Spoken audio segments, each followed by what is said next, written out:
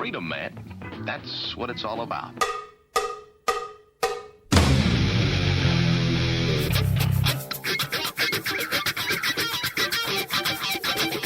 You've got to groove on freedom, like the good book says.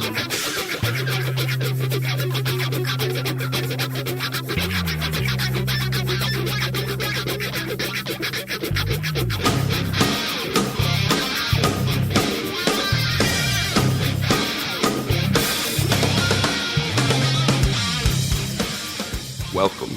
You are listening to What on Earth is Happening.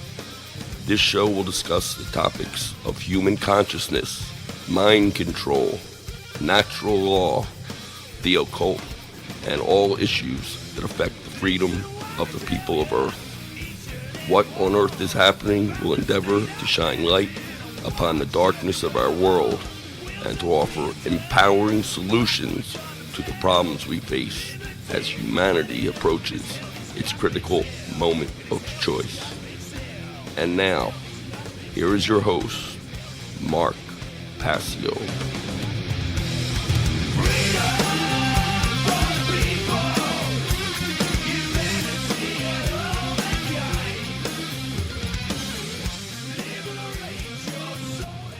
Welcome, ladies and gentlemen. You're listening to What on Earth is Happening here on the Oracle Broadcasting Network. I'm your host, Mark Passio. My website, whatonearthishappening.com. Today is Sunday, July 31st, 2011.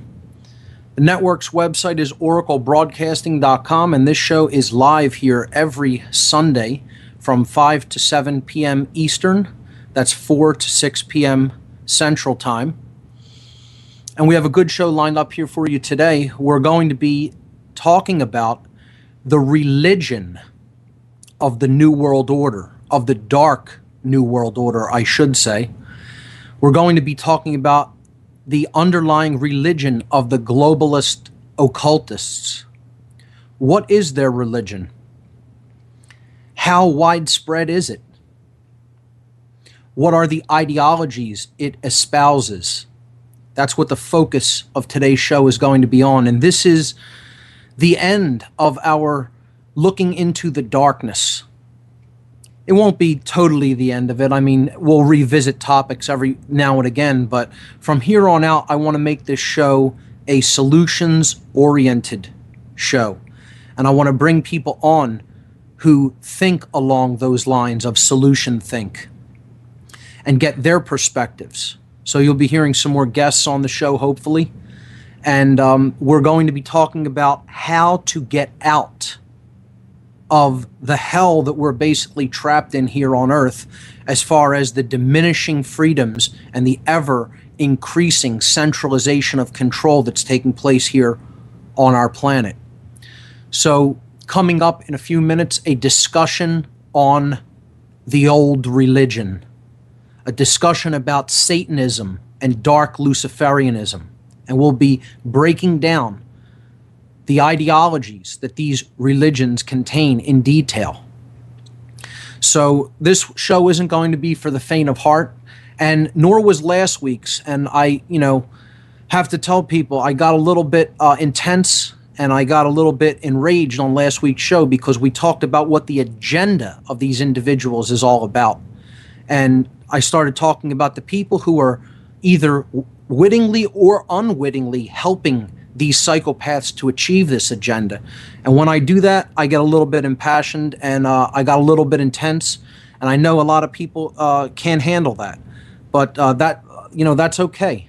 Sometimes people need to hear something that is harsh in order to spur them forward and make them take a deeper look at things, and indeed sometimes take a deeper look at themselves.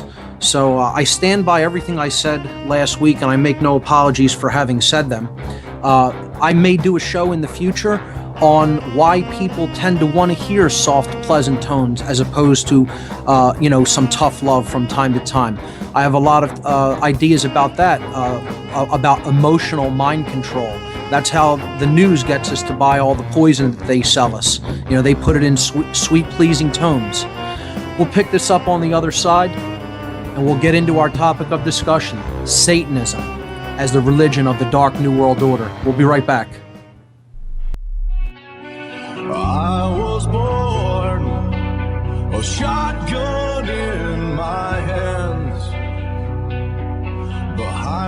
gun or make my final stand.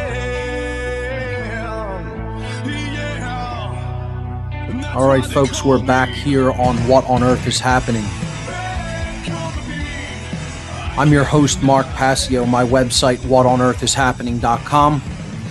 Today, we're going to be delving down deep into the darkness of Satanism and dark Luciferianism. We will explain what these ideologies are, what these, indeed, religions are all about, and we will be breaking down the foundational tenets of these religions. And some people will notice there are no images posted to the show page for today's show, because I'm really going to focus on these ideologies, on what they really are, because many people have extreme misperceptions of what these religions are and think of them in ways that they completely have nothing to do with.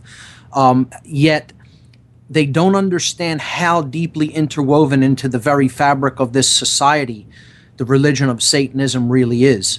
And I'll tell you a personal anecdote a little bit later in the show about something that occurred that showed me how much people in my very own family relate to this ideology and indeed live it on a day-to-day basis without even understanding what it is.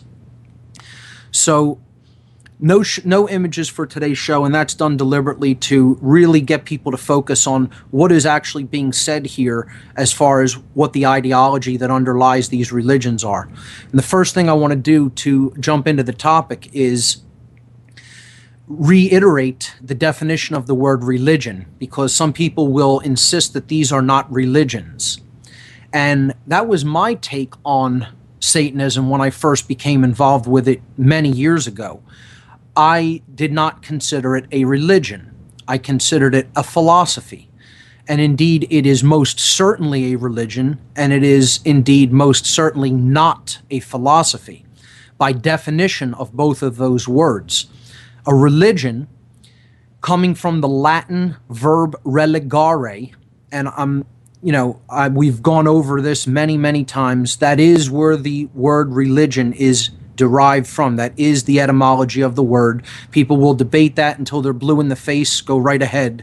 Religion comes from religare in Latin, which means to tie back, to bind, or to hold back or thwart. Okay? Now, there is an alternative definition, a way of looking at the word religion, that it can mean to retie or to reconnect. Okay, so a true religion would reconnect one to the truth, to the light, to the higher self, to the essence of pure consciousness. Okay, unity consciousness. The religions of the world that have been set up as a method of control and distraction to pull people away from the truth, to tie them back from realization of the higher self, okay, is more in line with how I'm using this word in this connotation, in this context, okay? That's what a religion is.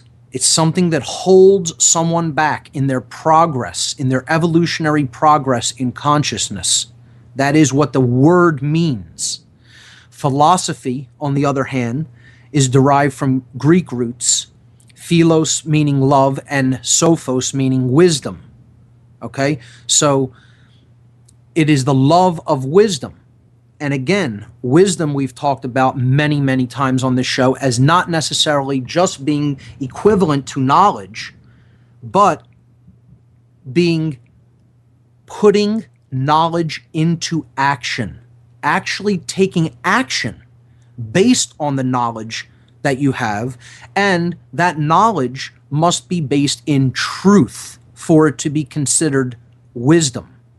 So the love of wisdom is taking action upon knowledge that has been gained, that is true, okay? Something based in truth and then acting upon it. Not believing in lies and then acting upon those lies. No philosophy will be found there. There is no love of wisdom in taking actions that are based on untruths. So keep these definitions in mind when we talk about Satanism today, because Satanism is a religion and it is not a philosophy by definition. So what is the religion of the Dark New World Order? Well, it's really a dichotomy. It's a twofold religion. The largest, by far, the largest aspect of it is known as Satanism, and you can call that many different names, okay? You can call it Setianism, okay? Aligning oneself with the dark Egyptian god Set. In the modern day, it tends to be called Satanism because of the Christian personage called Satan that people identify with as the force of evil. Okay? But it's so much deeper than that. When we understand all of the forces that lead to chaos in this world, which is what we've discussed for over a year now, the forces of mind control, the forces of keeping people in lower states of consciousness for selfish, egoic purposes, so that a small class of people can gain an advantage, a tactical advantage in knowledge, and therefore rule over people who lack that knowledge. So Satanism is a huge part of this, but Luciferianism actually trumps Satanism in this hierarchy. And it is really who the highest level dark occultists are. They are Luciferians. And I want to make a distinction in types of Luciferians. There are light and dark Luciferians, because the concept of Lucifer, and here's where many people will also disagree, simply means bringer of light. This is a symbol. Again, I don't envisage Satan as a being or an entity, nor do I envisage Lucifer as a being or an entity. These are forces at work in the world. And these forces wield control over people, over human beings.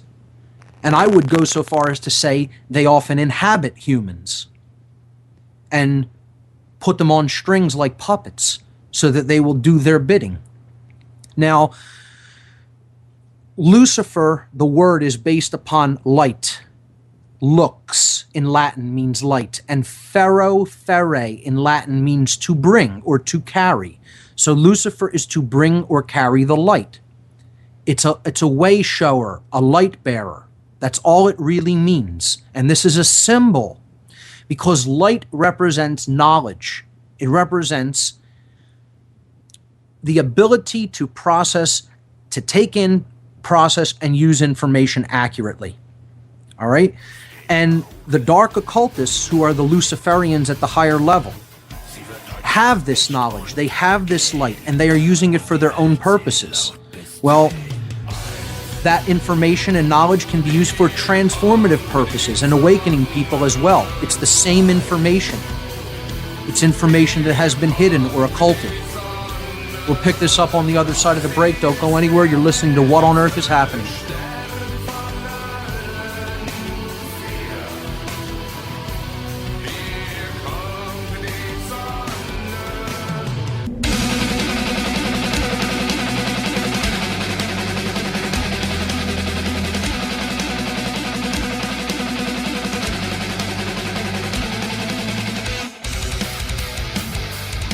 We're back, folks.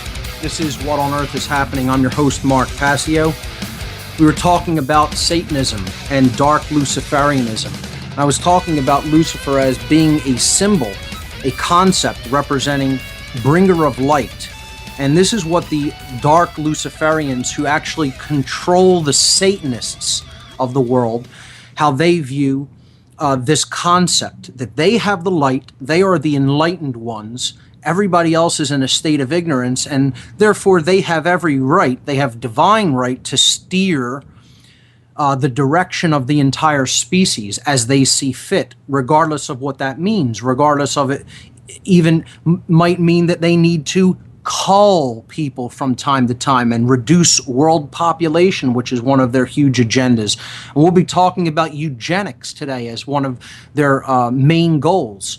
and this has been one of their modus operandi since time immemorial, really, because a smaller population is easier for them to control than one that has mass numbers of people. Right now, many more people are waking up to their agenda than ever have before in the past. So, to cull that population down and keep it small is to keep it manageable. Well, we'll be getting into that in a little bit. What I want to go to is the vast numbers of people who subscribe to the New World Order religion are perhaps subscribing to it without even understanding it, without even knowing that this is the religion that they are living every day. Some people who in name only call themselves Christian, who people in name only will call themselves a Freemason, who people in name only will call themselves a Jew or a Buddhist, etc. And we can go on and on.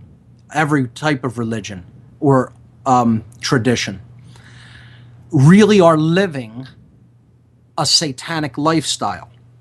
But what does that mean? Well, in order to understand what that really means, we need to delve deep into the ideology that underlies the satanic religion. So let's begin doing that now and look at what are the main tenets, the main underlying beliefs of this religion. Well, the first and foremost, and the thing that every other belief of this religion is based upon, is the concept of identification with the ego mind. That's number one, first and foremost. Without the identification with the ego mind, all of the things that follow from that basic fundamental axiom could not occur. So what is ego identification? Well, we talked about this on this show way in the past, probably over a year ago. And we talked about this as being one of the main barriers to true self-realization.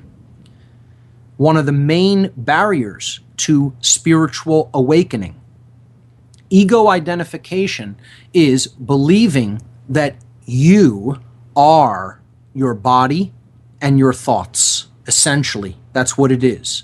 It is identification with the five senses as being the only way that reality can be perceived. And the five sense material world is all that exists.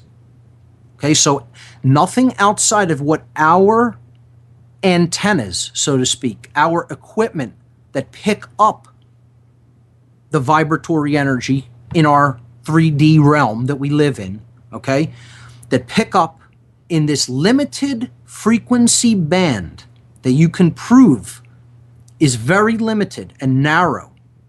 Okay, so in other words, we perceive visible light in a very small spectrum, but there's an infinity of wavelengths on both sides of that spectrum.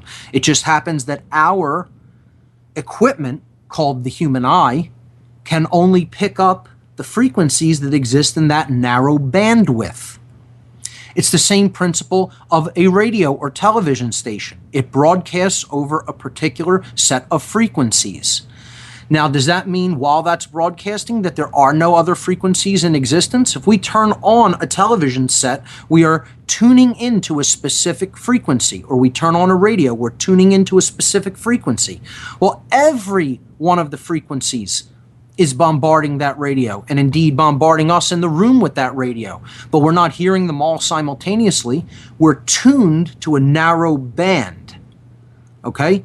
And that just happens to be what we are perceiving at any given time. It doesn't mean that's all that exists. The equipment only picks up certain frequencies and only picks up certain frequencies at given times, depending on how it's tuned, okay?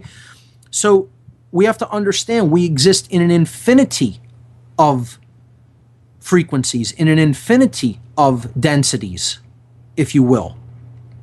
And what Satanism, what its basic tenet, its first and foremost underlying tenet, is that only that which the equipment that we possess can pick up or perceive is reality. Everything else can be ignored. It has no bearing on anything. Don't try to explain it. Don't try to come to understand it. Only be identified with what you can see, hear, taste, smell, and touch. And do everything you can to gratify those five senses. Because the second primary tenet of Satanism is that death is the cessation of consciousness for all time. Now, what you're hearing right now, you will probably already recognize as being a way of seeing the world and a way of being in the world that many, many, many people in Western civilization subscribe to on a daily basis. People live like this every single day. Thinking that death is the end, this existentialism, okay? This I exist and then I'm gone, okay? Being in nothingness, living for a brief time, and your life is parentheses in the infinity that exists on both sides of it. This tiny, you could already see how limiting, how built upon limitation this worldview is. Okay? Everything is small and limited in this worldview, except one thing, the ego. The ego, identification with the self, lowercase s, the physical worldly self, and one's own thoughts and one's own desires, regardless of how selfish or ignoring of anyone else's needs those desires may be, are what are put upon a pedestal and fed. That is what is fed and given strength in Satanism. Okay, now already many people will be confused or surprised that this is what this religion is. This is the main tenets of this religion. And you'll recognize that this is how most people in society think. And there's a reason for that. It's because the directors, the social engineers of the world order that we are moving ever closer toward want this religion propagated, because it is the religion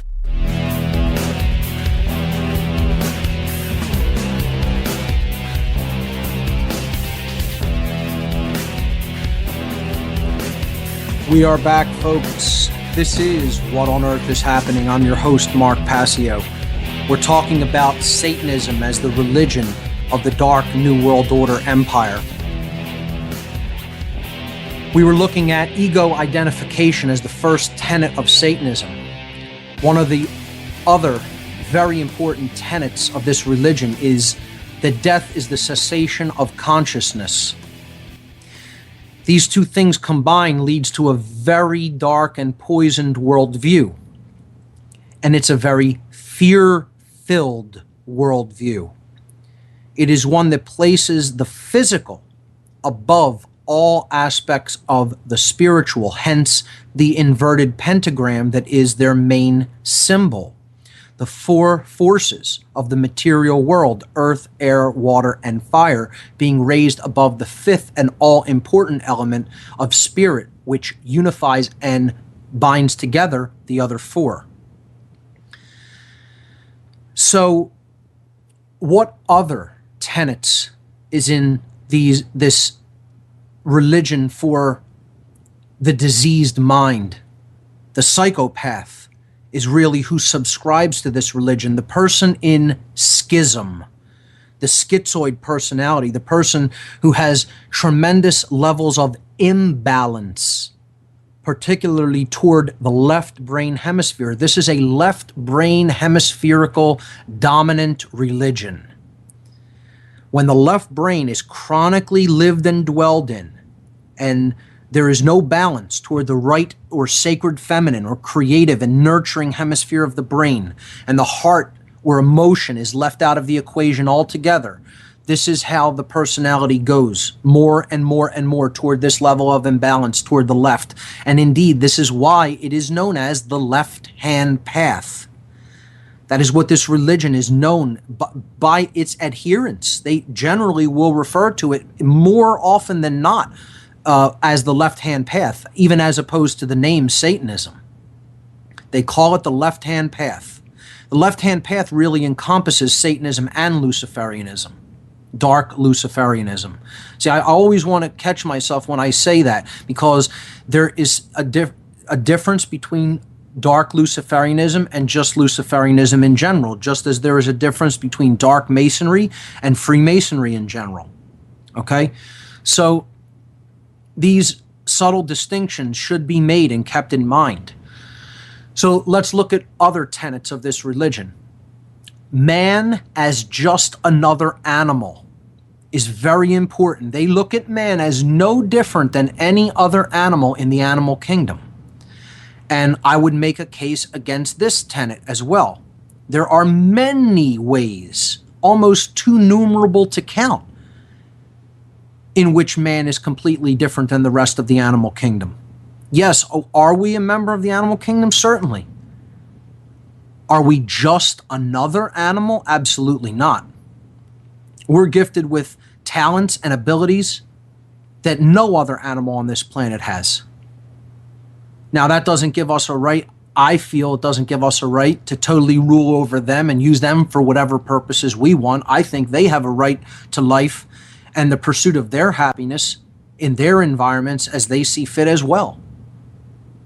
Which is why I don't participate in taking part of the meat diet. I'm a strict vegetarian and have been for a few years now. And I made that decision because I feel that as we do to others will be done to us. If we keep farms, we'll be kept on a farm. But many people aren't ready to hear that either. You know, they're not there yet as far as their spiritual development is concerned, and that's okay. But again, I believe in the as above, so below principle, that the universe is self-similar across scales. And if we don't want to be kept as farm animals, we probably shouldn't keep farm animals. To me, it flows logically. That's a logical progression. But many people will vehemently, fight against that, and humanity will be continued to be kept as a farm animal. And that's just basically how things go here. People don't want to learn and change. Bad things continue to happen to them. They think they can continue to do the same thing over and over again and expect a different result. And that's the definition of being crazy. Continuing to do the same thing and think something's going to change is insanity. That is being crazy. So to continue with this idea of man as just another animal, as what Satanists believe, this could easily be disproven simply by doing what we've already done here on this show, and that's look at the structures of the human brain. Yes, we have two brains that resemble the brain structures that are in the animals in the animal kingdom, namely the reptile complex of the brain, the R complex, and the mammalian brain known as the limbic system. But we also have an extraordinarily developed neocortex. This is the part of the brain known as the telencephalon, and the neocortex is the outer part of the telencephalon where all of the neural activity that we use for thinking and creating takes place at. On the outer portion of the telencephalon. And this is what makes us truly human, and what no other animal has as much access to, or even as large of a telencephalon as human beings do. So you look at the capabilities that are imparted by the neural activity that takes part in this part of the brain. Okay? And of course, it comes from a higher level of being than even that. It doesn't come from the physiology. The capability to make us operate it in the physical domain operates through the physiology. I'm not saying that's its source, but you look at the human brain and you look at the left brain being the logical, scientific, linear thinking the linear processor, and the brain being the part of the brain that helps us engage in creative thought, nonlinear thinking, compassion and empathy, etc. And when we really work toward balancing that and bringing those two parts of the brain into a holistic oneness, okay, then new vistas of consciousness open up that no other animal can attain to. Certainly not to the extent that a human being is capable of. And that's why we're in a unique position on this planet. And that's why we should take seriously our role as stewards of this place. Not owners of it, but stewards of it, caretakers. And it's too bad we don't take care of ourselves or this planet. So Satanists diminish the role of humanity on this world and just look at us as another animal. Well, if we're just another animal and there are no special or unique capabilities of humanity, which I would say is absolutely not the case, then we can just simply act as other animals. It just logically follows. If we're another animal, we can act as the lion acts in the field, or we can act as a hyena acts, or we can act as a wolf acts, or a snake. There's no difference. So just let our base animalistic instincts rule. Acknowledge that that's who we really are, and don't try to ever curb any of those base passions or instincts. Don't try to ever elevate our consciousness. Don't try to ever raise up our fellow man. Just live like an animal. That's one of the basic tenets of this religion. And that means you could essentially do whatever you want as long as you don't get caught doing it. Does that sound familiar? How many people do you think would live like that if given carte blanche? Go ahead, go right ahead and live like that, if there were no repercussions in any form. Right now, most of the repercussions happen through this other out of control aspect that we call man's law, which is the only reason people don't generally act like that is because they're kept in fear of the consequences. Not because natural law and its tenets and foundational principles are in complete antithesis to acting that way, and they have recognized that out of their own discovery and out of their own seeking, but because they just fear the reprisal that will happen to them by the even bigger dominators, the even bigger takers on this planet, called governments. So man as just another animal, a huge tenet of this religion. Now that will lead us to the main tenet. Okay, even it's wider scale than just the ego identification, than just man as another animal. And this is moral relativism, is what this religion enshrines. The idea that there is no such thing as objective right or wrong. And this is a big one. And we'll be exploring this on the other side, as well as we'll be going to the phones as well. I know there's a couple of people still waiting. Hang on, I will get to your calls today. We'll be exploring moral relativism on the other side, and perhaps going to a couple of phone calls. Stay with us, folks. This is What on Earth is Happening. You know the Constitution.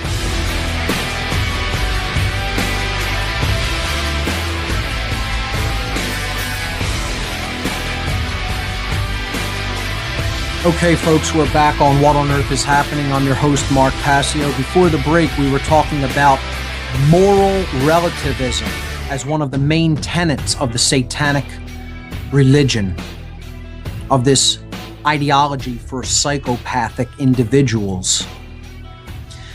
So what is moral relativism? Well, it's the idea that there is no such thing as objective right or wrong, that there is no such thing as any sort of natural law or moral code by which we should be guiding our life according to.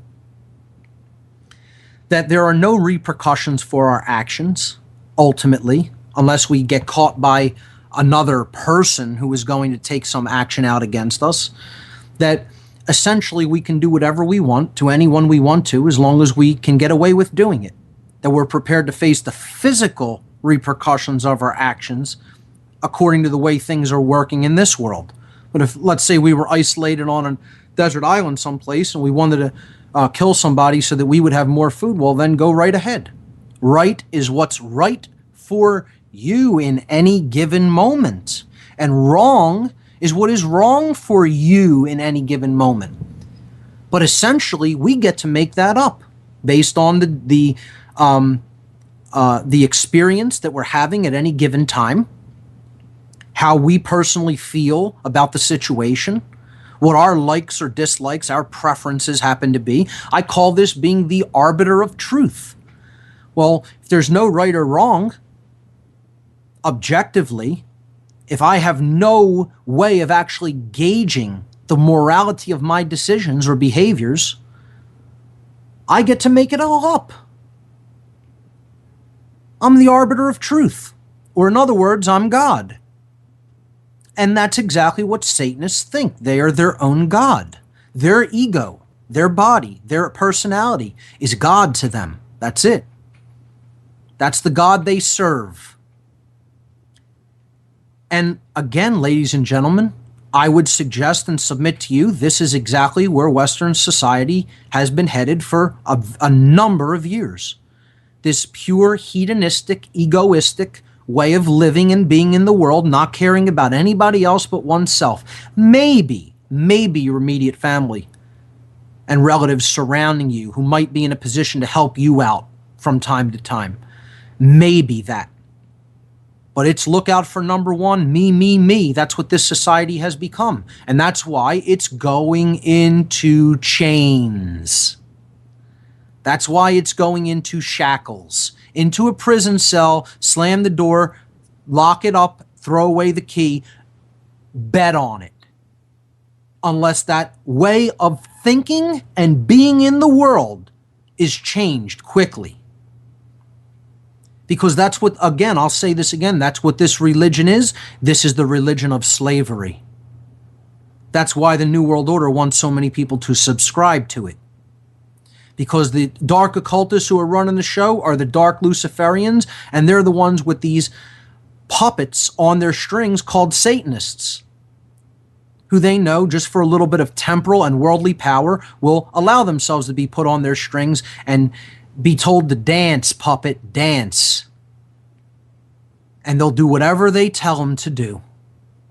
They'll completely carry out their agenda just as long as they have a full belly, just as long as they have a roof over their head, just as long as they have the car they want to drive, just as long as they have the amount of money in their bank account they want to have. They don't care about anybody else, because that's what Satanism is all about. It's about the cremation of care. It's about purging the heart from the essence of the individual.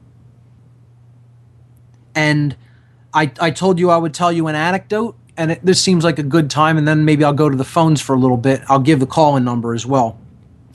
I laid out all the tenets of Satanism to a relative, and I won't say who the relative is, and not even because, I want to protect their identity, but it's so embarrassing that I don't even want the relative to even be traced back to this. That's how I'm without their knowledge, respecting their complete ignorance and ineptitude at understanding anything in spiritual evolution. So I'm not going to give their identity. I'm just going to tell you what the interaction was. Okay? I said to this relative, I said, I'm going to show you on this screen some tenets. And I had a phone there, and I did not show the title of the document. The title of the document was The Main Ideological Tenets of the Satanic Religion. And it contained all of these tenets, okay? And I went through them one at a time, and I just read them all. And as I was reading them, this person had no problem with each one. And in turn, basically said to me, yeah, that's pretty much how I think things are. Yeah, that's pretty much how I think things are. Yeah, that's pretty much how I think things are, in turn, each tenet. And when I was finished, I said, well, you agree with all of that. And this person said, yeah, absolutely. That's basically how I live my life. That's what I think. That's how I live my life. That's how I see things in the world. And I'm okay with that. And I said, okay. I scrolled up to the top. I took my finger. I scrolled up to the top on the phone. I showed them the title of the document. And the title of the document said, The Main Ideological Tenets of the Satanic Religion. They looked at it for about 5 seconds, then looked at me, and these are the exact words that came out of their mouth. Quote, well, then I guess that makes me a Satanist. End quote. Let's go to the phones. Caller, you're live on What on Earth is Happening. How are you and what do you have for us? Are you talking to me? Yes, I am. You're live on the air. Hi. How are you? Let me. Yeah, you're going to want to lower the radio so it doesn't create that echo. All right, hold on. I'll let you take care of that. You want to lower your radio so that echo isn't created, and then we'll be able to hear you loud and clear, okay? So I'll give you a minute for that, and then I'll go back to you. All right, here we go. Let's try it again. Caller? Can you hear me now? No, you have to. Caller, you have to completely lower the speakers. You have to turn them off. Otherwise, we're going to get feedback. So I'll get back to you in a minute. Let's see. We have another caller live on What on Earth is Happening. Let's see what they have for us. Caller, are you there? Okay. Hello, caller. Are you? Yes, you're live on What on Earth is Happening. What do you have for us today? Are you talking to me, Mark? Yes, I am. Oh, okay, great. Well, that's wonderful. Oh, I want to say you've given me some great tools, and I have some solutions that have been working for me, and it's based on what you taught us. Sure. It's green language. Fantastic. Hold on a second, because I can't hear you. I'm on my phone. Hold on a second. Sure. You're coming through okay. It's a little bit muffled, but we can basically hear what you're saying. So go right ahead. Well, I mean, you could go and break down the word Illuminati in green language. I think you'll have some fun doing this.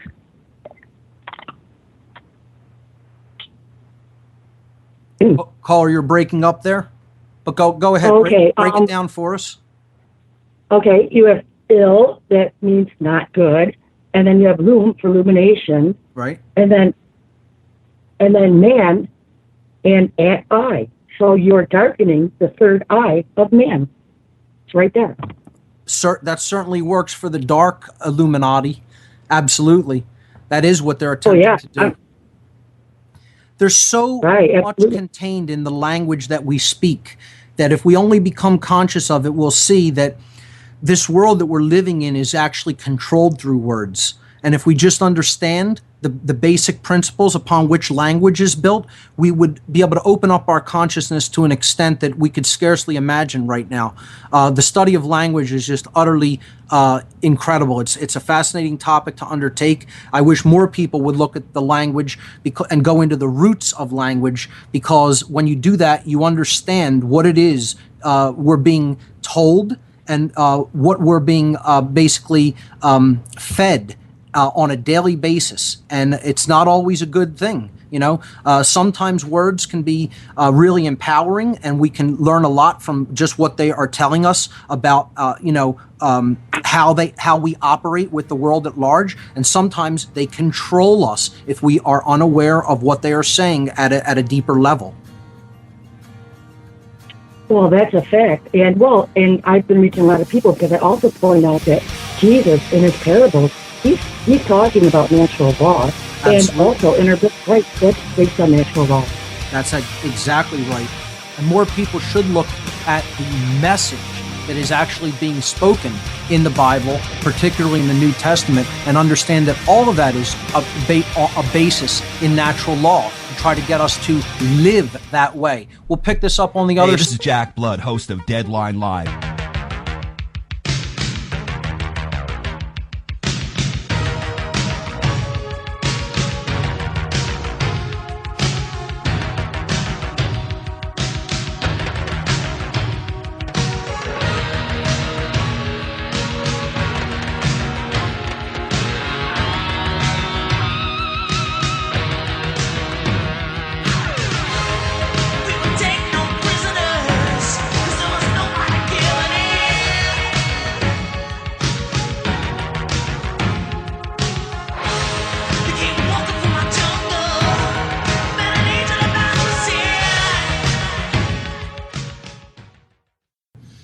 It is there to get people to live in contradiction with natural law and to accept that they are the arbiters of truth.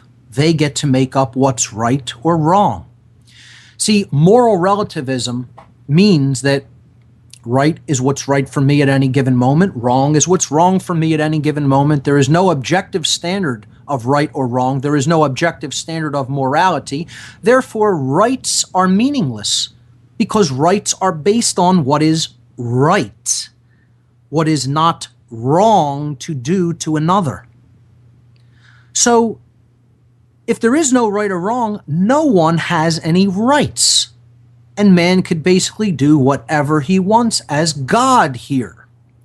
Does this sound familiar? This is exactly what the entire control system is based upon. This is why a law can be made on the other side of one imaginary boundary called a country that forbids a certain activity, and you step across that imaginary boundary into another so-called country, and that activity is just fine to do. Well, how can that be? How could one country say, this is wrong and you will be punished for doing it? There will be physical repercussions on your actions if you do this thing here, but if you do it over here, it's not wrong. It's okay to do that. This is utter nonsense and always has been utter nonsense. It's just the game of mind control because the elitist who rules that imaginary border, that's his little pen in which he controls his animals on his farm, and he doesn't like that activity. So he says that can't be done here. Well, this leader, this elite so-called, in this pen over here in this country, he thinks it's fine for his cattle to do that activity. That doesn't bother him that much, and so that's okay there. And that's all law is. That's all man's law is. Now, always has been, and always will be. Because it's not based in natural law. It's based on tastes and preferences and what somebody at a particular time felt was okay for them, not what was right. That's why all law of man is not based in right. It has nothing to do with natural law rights. It has to do with the preferences of the dominator in any given region at any given time. And it's a methodology of mind control. And it's based in moral relativism, not natural law, which does not consider boundaries, whether natural boundaries or otherwise. It's in effect in every single solitary space of the universe, no matter where you are at in it, no matter what time you are at in it. Natural law is applying. It is in effect. And we're going to go deeply into natural law, what it is, how it operates, and how we can align ourselves with it as part of the first part of the solutions-based approach that I'm going to cover on this show in weeks to come. Stay with us. We'll be right back, folks. This is What on Earth is Happening. We'll be getting more into the ideology of Satanism and dark Luciferianism on the other side of this break.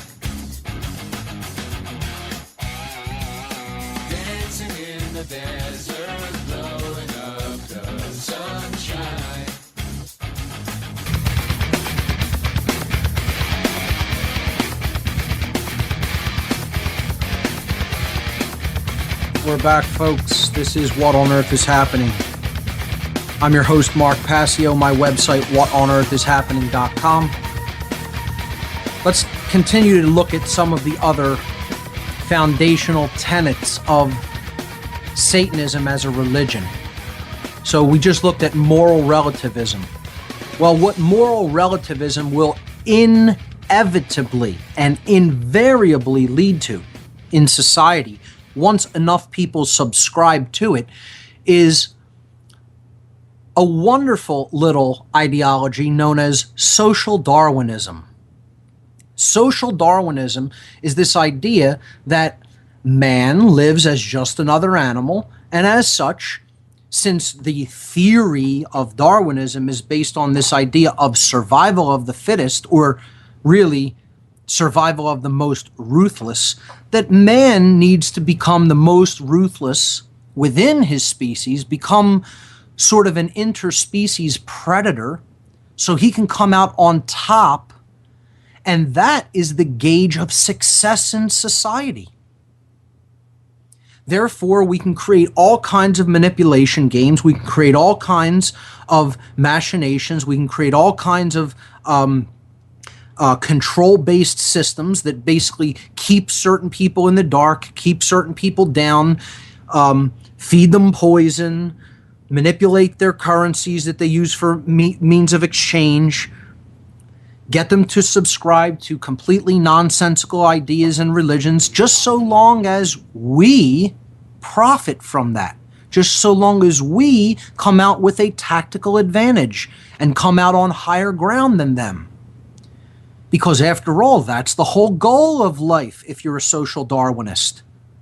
That means essentially do whatever you want to other people to keep them down so long as you come out on top. And that's one of the main goals of Satanism. You, yourself, since you are separate from everything else and you are completely based in the physical world, that's your identity, okay? And you don't believe in right or wrong. Those are just invented constructs by the religious-minded. And again, I have absolutely no dealings with religion. I don't consider that I have a religion or something that's holding me back from the truth. I don't put my consciousness in a box. I am attempting to expand it to ever and ever greater vistas of awareness. This isn't what Satanism is. Satanism is putting your consciousness in a box. Limited 5 sense reality. Moral relativism. And now that leads to the idea of social Darwinism. And again, this is very, very widespread in our current society. I would say that probably over 70% of our society agrees with most of these tenets and are living. They can say in name only they're a Christian, or in name only they're a Jew, or in name only they're a Buddhist, or in name only they follow Islam, or in name only they're a Freemason, and any other mystical tradition. But this is where the majority of people's heads are at, in moral relativism and social Darwinism, and certainly in ego identification. And I just told you that story of one of my own relatives who was fine with being shown the tenets of this religion as being Satanism. And then they said, well, then I guess that makes me a Satanist, as if it was just the most natural thing in the world. And they had just, heard that the sun rose again in the morning on that day. No problem with it whatsoever. Let me give the call-in number for anyone that wants to call. I see we have a couple of people still holding on the line. I'm going to go to the calls in a moment. 866-841-1065, 866-841-1065. That's the call-in number. Be glad to hear from you, and if you want to chime in on this discussion. Let's take a couple of calls right now. Larry in Louisiana, you're live on What on Earth is Happening. Yeah, I hear you talking about nature's law. What's the first one for you? Well, really, it's understanding what is a wrong. How is someone else wronged? In what ways can we wrong someone? See, this is the concept of the apophatic definition. And let me lay this out. This is a great question, okay? Because this is how we get to the understanding of natural law. We get to the understanding of natural law. It isn't to say what may we do. It's more about saying what we may not do. What is not a right? How many things may we not do to another person? What things that if we do to another person would be infringing upon their rights, and therefore it is not one of our rights. It is then a wrong. See, this is the defining something through the negative, which so many people want to shy away from. They don't want to look at the not. They want to say, oh, only define it by what you should do, or the affirmative. And this is where I have to say the New Age movement has completely clouded many people's judgments. They get them afraid of this concept of the negative and not looking at something as harmful and being aware of it. I liken it to, if there's a right hook coming at your jaw, you might want to be aware so you can duck. Okay? If there's if you're walking near train tracks and the train's barreling down upon you, you might want to perk up your ears, or you might want to take a look at that locomotive headed in your direction, and it's not negative to do so. So I'm probably going to be putting a presentation together in the near future called The Apophatic Path to Truth, Falling in Love with the Negative. Okay? It's emotional mind control to always want to go away from anything that seems uncomfortable or negative. And I'm telling you, the most direct path to enlightenment is to look at the darkness. Now, you can't get lost in it. You can't get so steeped down in it that that's where you dwell all the time. I would never suggest that to anyone. It can drive you mad if you stay looking at that continuously, which is why after a year and a half of this stuff, laying it out so that people can really deeply understand what's really going on here, we're going to start pulling back from that and looking at solutions. Once you know enough about what's really wrong, it's time to start doing something about what's wrong, taking right action. So natural law, it isn't like a series of 1, 2, 3, 4, 5, 6, and like the 10 Commandments, so to speak. It doesn't really work like that. It's understanding, having a deep, innate understanding, deep down, of what your rights are and what your rights are not. How do your actions affect others in the real world? And therefore, do you have the right to take that action, or do you not have the right to take that action? And I would say so many things that we do have the right to do are being infringed upon and usurped by the dominator law culture. And they have no right to do that, and therefore should be ignored. And ultimately, if they continue to press with it, we have a right to take the necessary actions in order to protect our rights. And we can talk about what that means at a future time. But it's a good question, and natural law really should be explored, and that's why we're going to do this in depth when we get into that section, probably in a couple of weeks on the show. So we're coming up to another break. I'll take another couple of calls on the other side, and we'll continue with some of the deeper aspects of eugenics in Satanism when we come back. Gotta keep my cool, make 'em think I'm made of stone.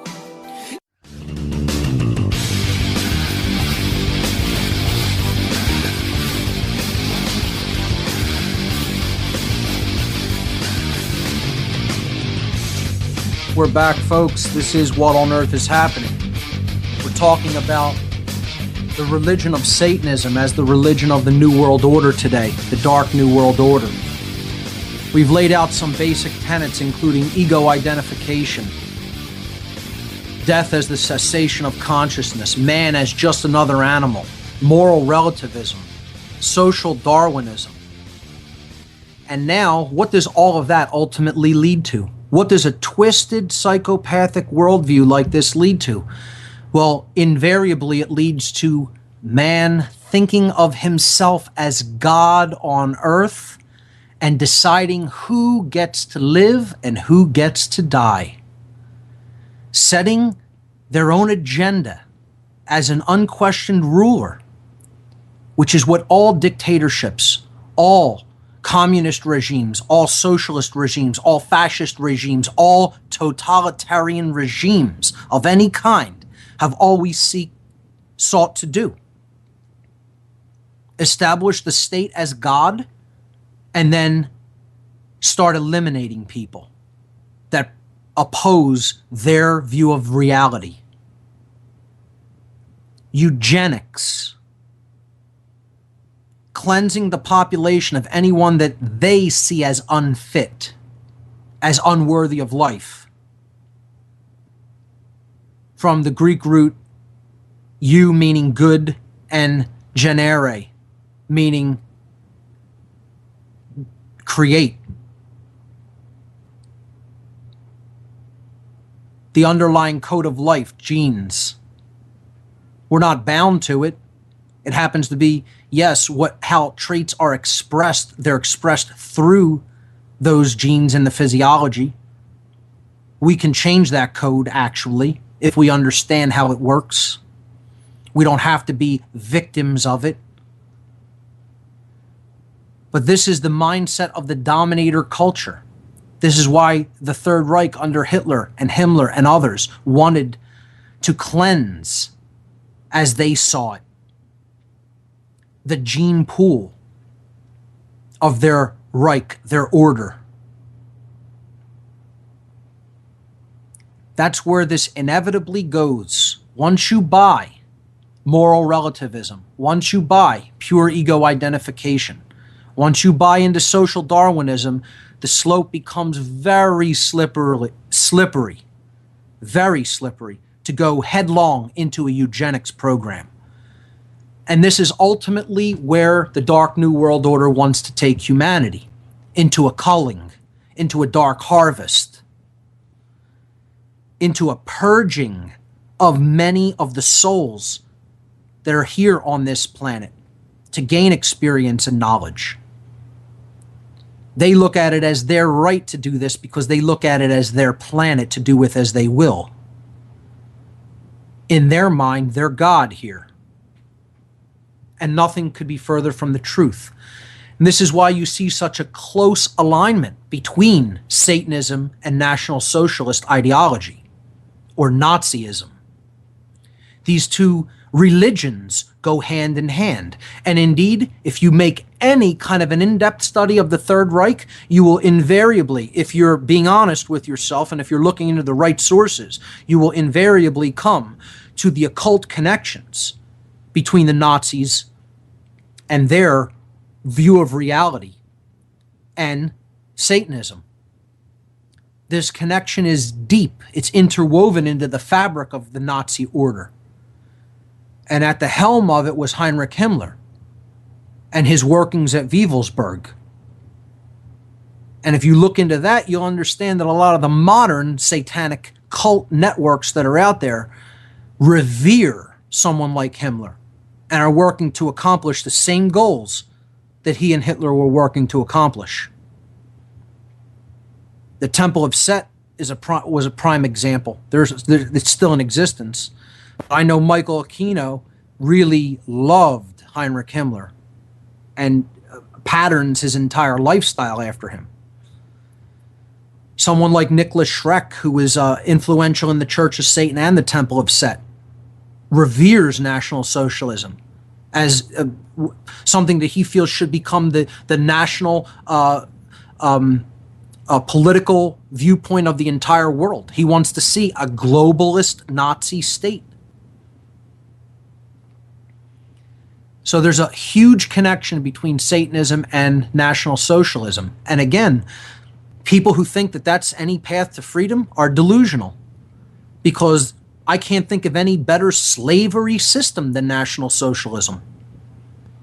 I mean, if people think that the Nazis and the SS members were free, you know, whether they were doing the killing or being killed, none of those people were free. They were all inside of a cage. They were all slaves. The people who did those atrocities were under mind control, and that doesn't excuse them.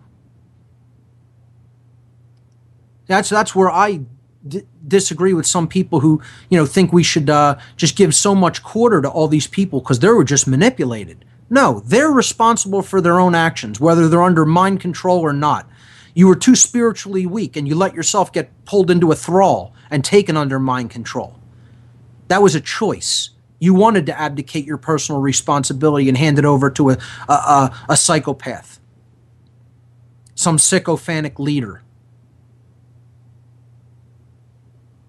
People looking for a leader invariably are going to find one, and generally it's not going to be a good one. That's why I'm saying, people, don't look for a leader. Be your own leader. There is no leader. Look to yourself, your higher self as the leader. I don't pretend or try to be anybody's leader. I want people to think for themselves, make their own decisions about what, come to an understanding of what's creating our reality through our behavior and whether it's in accordance with natural law or not. And that's how we create order or we create chaos. We're co-creators with that force, and we're eternally bound to it, and get over it. So I'm not looking to be anybody's leader. I'm trying to help educate people and get them looking into the right path and help them to understand you're the one who's either creating order or chaos by the way you live. So stop looking at the movie screen, screaming at it and saying, I hate this movie. You're the projector of the movie. Your behavior projects the manifestation of reality that you must then experience and live in. Let's go to the phones. Brian from Washington, you are live on What on Earth is Happening. How are you, sir? Yeah, about empathy, how immediate it is for me, and how damaged I've been by having been, and of course I'm not blaming anyone, but when we were shown images of torture during previous administration's wars, and somehow the media thought it was appropriate to show us these images, and having empathy with the victims of this cruel, inhumane treatment, it's like it was such an immediate sense for me of agony that I felt personally damaged by the fact that my country had done that, and I also had to negotiate with the fact that other warriors or terrorists do things as well that are harmful and damaging to life. And I believe life is precious. I believe life is precious, and this is what I think. I'm not certain that anything lives. I'm not certain that we live after life, but what that leads me to think is that life is precious and should be maintained. Sure. Because I'm not certain of what happens afterward. Therefore, there shouldn't be, and because of that immediate sense of how precious life is and how fragile it is, that there shouldn't be actions taken against anyone one way or another that are violent or harmful or anything like that. That's right. So that's how I see it. But I've personally been damaged by whether mind control through the media or what you call handlers. When we talk about handlers, it is like a. We're coming up to a break. Hold it right there. I'll hold you through this break, and you can finish up your thoughts on the other side. We'll be right back, folks.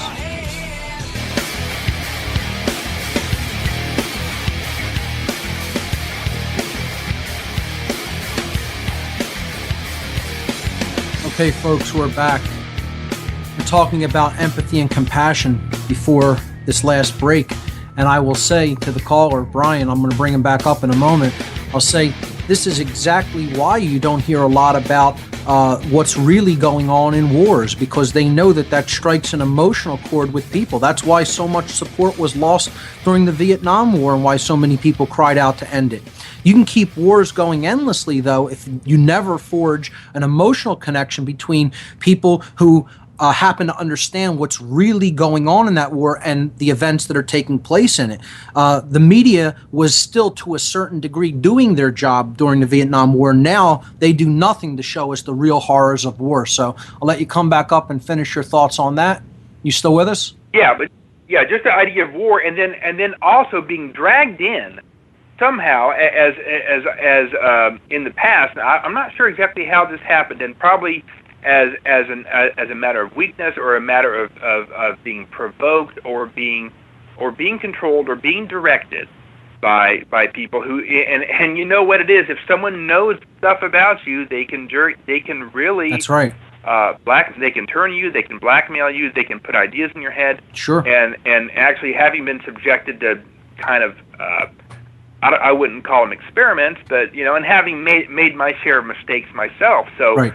So it's like it's a situation where to break free of it, you just have to know that people are still going to remember. It's like my personality in the past, or the way I reacted, having been subjected to certain forms manipulation. It's a manipulation, and then I react to it in an unpleasant fashion. Oh, that's embarrassing that he's talking that way. But it's like I'm trying to be more Gandhi-like. I'm trying to be more peaceful. But if someone's got your number, they can really twist you around. And it's That's really right. difficult. I really try to hang on to a calm sense. And it's like, and also about how people have have confessed to things that they didn't do under the influence of. Sure. And I've looked at stuff from Lorraine Murray. I've looked at her. Have you looked at her work with the guy in Vancouver? They're talking about the Heart Project and all this stuff and mind control.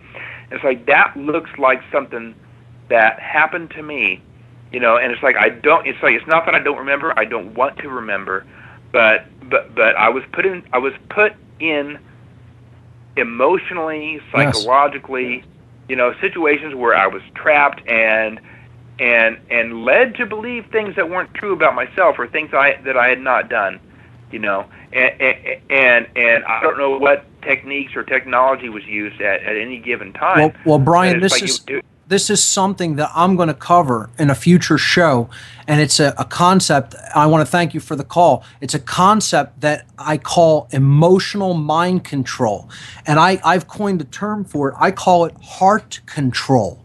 We talk so much about mind control, right? But we talk very little about heart control.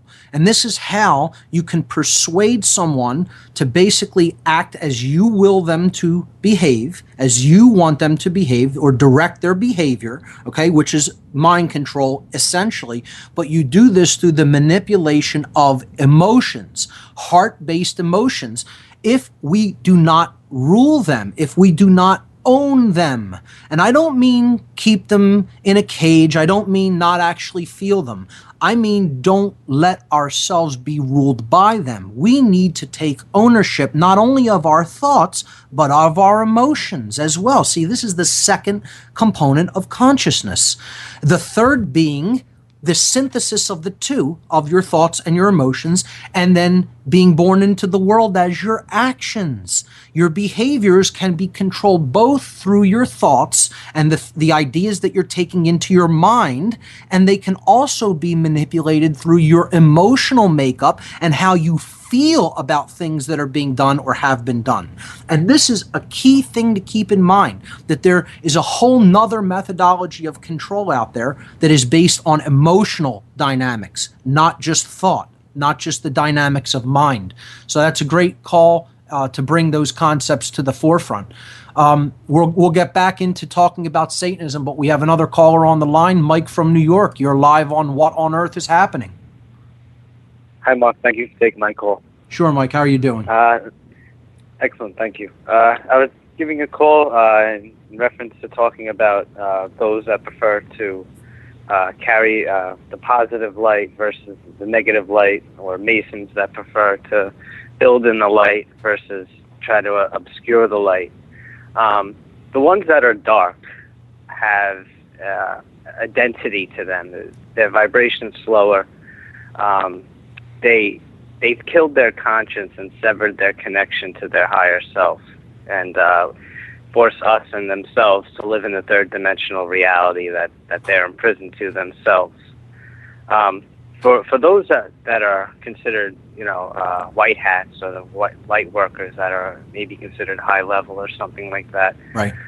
Time is going to come when humanity as a whole is going to have to make a decision on what they truly believe or don't believe. I believe that I'm not talking about 2012, but I think, something along the line is eventually going to come down the road where, we're going to have to make a decision on, it doesn't matter how much we've gained materialistic wise. That's right. It's about how far we've come, spiritual wise, and how we put that into motion throughout our lives. Mike, I call that moment our critical moment of choice as a species, as per the introduction of this show. So I totally agree with that concept, that there is a big collective choice looming on the horizon for our species, and there is a palpable and very tangible feeling of that this is coming soon, and it's there's this I guess you could say quickening. There's a quickening, an acceleration that we're headed toward that moment. And I put a message out there to all the light workers that, time is going to come where you can't keep the information hidden for as long as you have. The best possible way right now we've ever created is the internet. So, in order to get information out there without, worrying about it being stopped, is the internet. And I think the best way to do that is to keep all sources of information open. So I urge all people also to back up older copies of operating systems, because they will be useful later on when most of the security technology is going to be geared towards, the later operating systems and most current stuff. If you do have an older operating system and, you can get the drivers, it would be a good thing to have as well in the future as well. As I put that as a word of advice out there. Not a bad idea.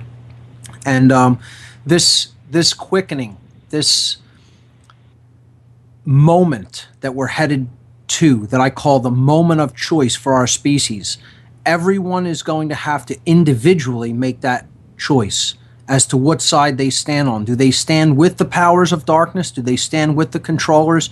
Or do they step out and stand in the light? And if that's your choice, I'd urge everybody who's making the choice to step out, stand in the light, align themselves with the powers of the light, to begin speaking this if you have not already. I often say in mailings that I send out, the universe is spoken into existence. The power of the voice, the power of putting this message out there cannot be understated. It needs to be heard. Whether you think anybody's going to change as a result of it or not, because I can even be somewhat jaded when it comes to that dynamic. Is anybody really paying attention or really listening? Is this really having any impact? Are people's lives really changing as a result? Is the dynamic changing out there? Well, you know what? I've kind of almost come to the conclusion it doesn't make a difference whether it does or not. I've said this before, and people can view this as callous or however they want to view it. I'm not really doing this for the people of this planet. I serve the force of truth, the light itself. That's why I'm here. That's what I'm defending. I'm defending the quote-unquote goddess, the sacred feminine, care, the truth, etc. That's it. That's the force I serve. I'm not here to serve people. I'm here to help people, but that's not who I serve. I can be of service to them, but I'm serving the truth. See, it's like a server. People have this, it's a kind of a technical call there with talking about the operating system as well, which we're all part of this huge operating system, and we need to act as servers. And when servers, where you put information on, and then people go and make a connection to it, and that's how they get information. We need to be servers in our world, in our reality, and we need to serve up the truth. Okay? And that needs to actually become more and more distributed so that more and more people are serving that truth into the world, and they make more and more connections. The BitTorrent model for the tech geeks out there, for the people who are on the BitTorrent sites, that's the model we need to have. True distributed information sharing. We'll be right back on the other side of the break for the last segment, where I'll wrap things up, talk about what's coming on the show in future weeks. We'll be right back. Across the sands of time.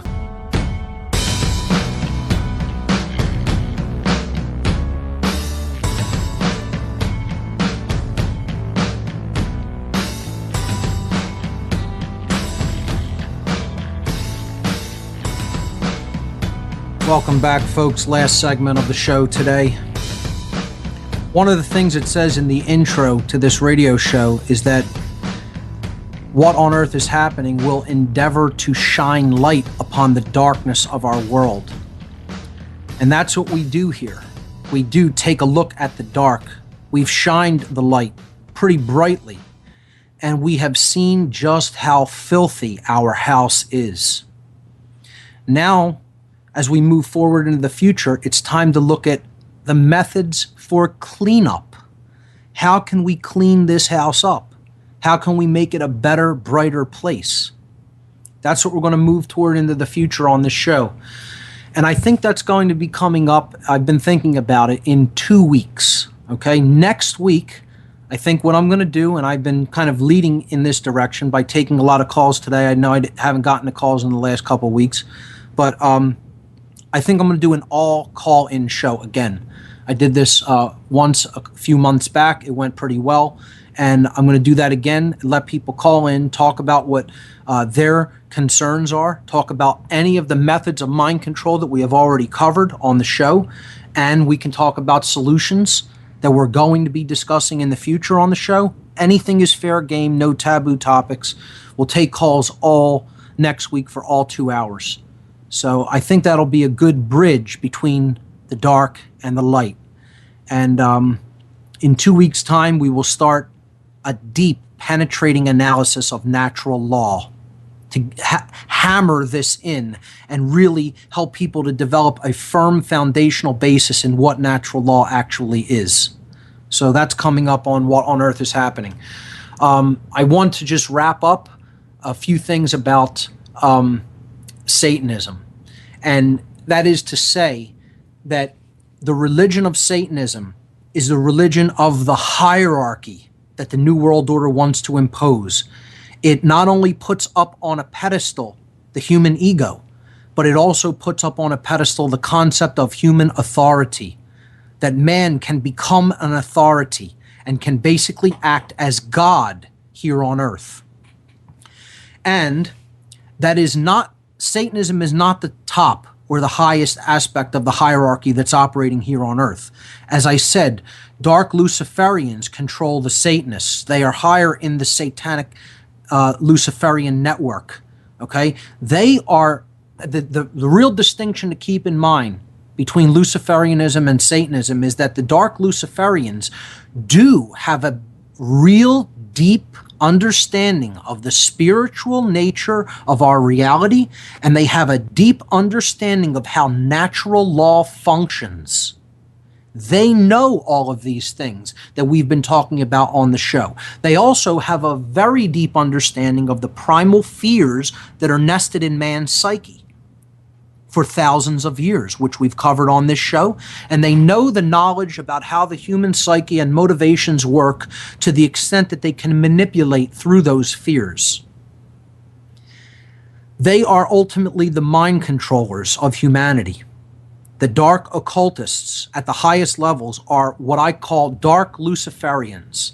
They are people who have all of that knowledge, and they have turned their backs on it. They have decided that it's too hard to do the great work of truly raising people and being an influence for them to come up in consciousness. So rather, they decide the easier path, the left-hand path, is to keep them down, keep them manipulated, so that they can be rulers in hell. They would rather have a trashed world with completely degenerated people in it that they rule over like a farm, rather than doing the truly difficult work, but ultimately much more rewarding, of being an influence for others in consciousness to help to raise them up to a higher level and a higher vibration. So they have copped out. And ultimately, that's because they are lazy and they are fearful. They're not the, quote, Illuminati. The people who understand what we've been laying out on this show for a year and a half are the real Illuminati. They're the ones with the true light, shining the light on the darkness of these darkly enlightened ones, the ones who are of the cult of the dark sun, the dark Atonists, the dark Luciferians, who have the people of a satanic mindset on their strings and are manipulating them like puppets. So I think that's where I'll leave this off and wrap up the concept of Satanism as the New World Order religion. Just think about it, folks, how many people actually subscribe to this ideology. They're all around us. They're everyday individuals who have been convinced that this is the way that they should be living. It's our goal to raise them up in consciousness and show them the error of their ways and show them that there is a way out, that they don't need to keep going down that path of suffering, that they can turn around and make a 180-degree turnabout, like as did I, and turn toward the light and move toward it, move toward the truth and move toward the essence of goodness and the essence of higher consciousness in this world. So I'll wrap up there. And we still have a couple of callers on the line. Let's get to them. And then I want to make a couple of statements about the podcast that's going to be going up and a couple of changes about the podcast and I want to talk about some of the documents that I'm going to be posting with the podcast for this week. So that we'll wrap up the show with that. But we have a caller on the line. Caller, you're live on What on Earth is Happening. Welcome. Hello, caller. Hello? Yes, you're live. Oh, yes, hi. My name is Karen. I'm calling from Philadelphia. Hey, Karen, how are you? I've been listening to your show for quite some time now. And, and passing the word around about your show. Fantastic. I was really blown away this past week with this, the human-animal splicing and the revelation that they've been doing it for the last 30 years. Sure. In Great Britain, and they have these human beings that have like 20% animal DNA, from goats to pigs to cows to insects. Cross-species and they're in chimeras. artificial wombs. Yes, cross-species chimeras. They've been creating this for many years. It's part of their eugenics agenda, actually. Yes, but they're saying just the opposite, that they want to grow these extra organs and limbs for human beings who need livers. Like I saw a picture of this mouse that had an ear, a human ear on the side of it. And I just want to ask a question to you and to everyone listening out there. You know, I know that the Catholic Church is duplicitous in a lot of ways, but where is their voice now? Yeah. You know? In terms of eugenics, I'll tell you exactly abomination. I'll tell you exactly where it is. Their voice is the same place that it was during the Nazi regime around World War II. It's the exact same place. Look into the connections between the Vatican and the Nazi Empire, and you'll understand a whole lot about where the highest level religionists of this world, where their loyalties lie. And you'll find a lot of connections between that hierarchy and the satanic/Luciferian hierarchy. And that's a disturbing place to go. But if you really want to be enlightened about what major world religions are all about, you need to take up a study of the interconnections between the so-called religions of this world, the religious hierarchies, and the satanic networks that ultimately are controlling and manipulating through those religions. So great call. All right, I think that's all the calls I'm going to take. I'm going to take this last minute or so to wrap up and talk about the podcast. I'm in the process of moving all of my podcasts over to the What on Earth is Happening server because they were previously hosted on TalkShoe. I want to really move them over to my site so that they have a permanent home there, and I'll probably not be uploading any more podcasts to the TalkShoe servers for people who may have been following at that location, which is where I used to do the podcast from when it first started. So that'll take a little bit of time. I'm going to transition that over. Podcasts from now on will be uploaded to the What on Earth is Happening website itself and not downloaded from an alternative location. So we'll need to see how that goes as far as bandwidth load and things like that go, but I think the server is up to it, so I don't think there should be much of a problem there. The next thing I want to say is I'm going to be going on vacation with Barb for the next couple of days, so if my podcast for this week is up a little bit late, please give me some leeway on that. I'm taking a couple of days vacation time in the summer here. And with the podcast, I will post many books and pamphlets on this topic, especially a document that explains the introductory process or the application to the Church of Satan. And I'll be posting documents about the Church of Satan, the Temple of Set, and other satanic and Luciferian organizations out there. So do further reading and research on your own, and you'll get a better understanding about what this ideology truly entails. That's all we have time for this week, folks. Hope you enjoyed the show. We'll see you next week. We all know that Berkey Water Purification